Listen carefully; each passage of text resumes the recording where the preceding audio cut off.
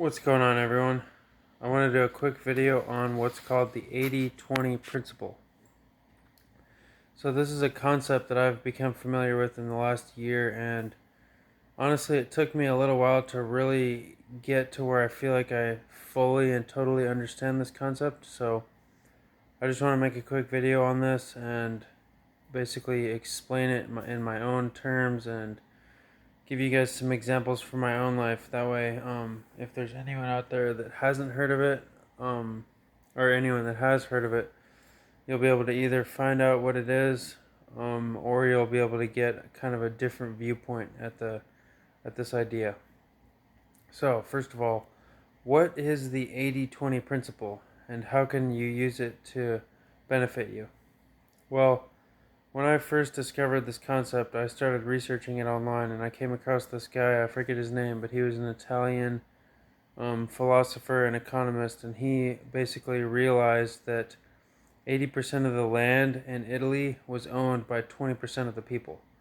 And he went on to notice that this pattern kind of followed in a lot of areas of life.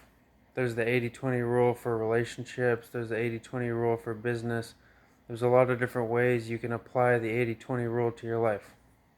So anyway, what is the 80-20 rule? Let me keep giving you guys some more definitions.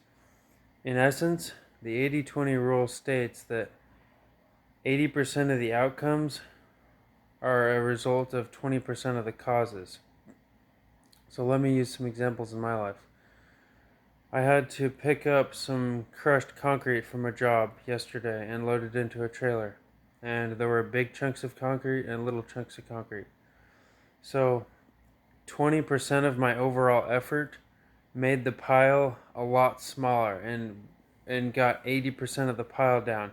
But where it really took a long time was getting all those little crumbs picked up and all these little pieces, because I can't fit very many of them in my hands, and they're just a pain in the butt to pick up. But the big chunks are easy to load into the trailer, and the pile gets smaller pretty quickly when I'm loading those big chunks.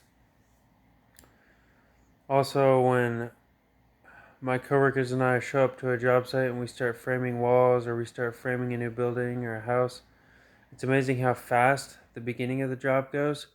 You get a bunch of walls thrown up, and then you get the trusses on the building, but things really start to slow down when you have to go inside and do pickup framing, like blocking and backing for drywall, and you got to put in all these little tedious things and sheathing the building.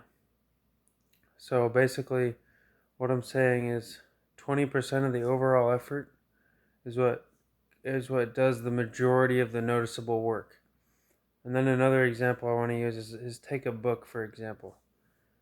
80% of the golden information in any given book is probably going to be held within 20% of the book. So a good way to use this 80-20 strategy in your life is, if you're short on time, if you're really just trying to get down to the meat and bones of the book, you can kind of skim and scan, or look up reviews on the book, or do whatever it takes to kind of distill down that really important information in the book. That way you can save yourself having to read the entire book. And that's kind of the way I read. I don't really read books from start to finish as much as I used to. I just kind of use books as sort of reference material at this point. So to me, the 80-20 principle is just kind of a good rule of thumb to use in general situations. But what I really want to get into in this video is how I've kind of used the 80-20 principle to separate what makes an average person and what makes a great person. So to me, I just want to get back to that concrete, loading up those concrete chunks example. So I work for an elite remodel or new construction and remodel company, and we do sort of high ticket, high end work for wealthier clients. So when I was loading that concrete up in the trailer, when I was cleaning up this job site, I could have used the 80-20 principle. I honestly could have. I could have got the vast majority of the concrete and kind of just left a bunch of crumbs behind, and maybe even, raked a little bit of dirt over it to cover it up. But I got thinking in my head, like, wait a minute. I'm part of an elite team. We do high ticket work. we have a good reputation in our community. So why don't I just take the extra step and actually get like 99% of the chunks of concrete and only leave a couple crumbs here and there, that I'm not even able to get out because they're in the dirt.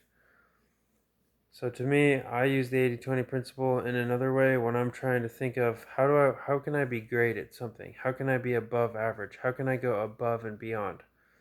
Because like I said, 20% of the cause is responsible for 80% of the outcome. But what separates a great person from an average person is those little fine details. It means going the extra mile.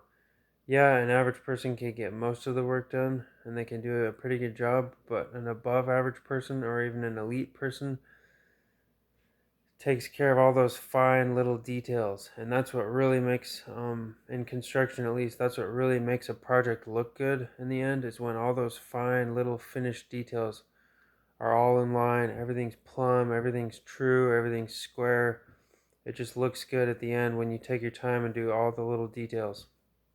So another thing I want to just kind of say on this video is you just got to kind of feel it out. You just got to feel it out in your own life. There's a time and place where you just want to do the 80-20 and just get most of the work done and, kind of leave those finer details or do the best you can to get most of the work done and then move on.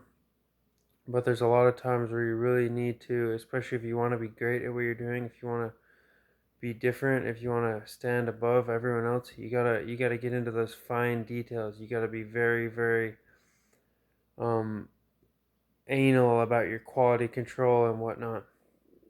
So anyway, guys, that's just a quick clip.